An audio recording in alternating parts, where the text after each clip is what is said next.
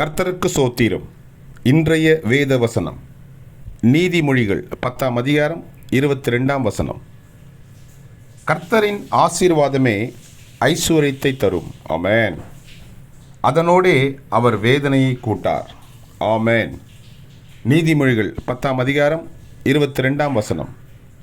கர்த்தரின் ஆசீர்வாதமே ஐஸ்வர்யத்தை தரும், அதனோடே அவர் வேதனையை கூட்டார்.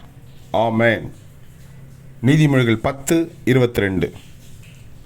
கர்த்தர் உங்களை ஆசீர்வதிப்பாராக, உங்களோடு கூட இருப்பாராக. ஆமென்.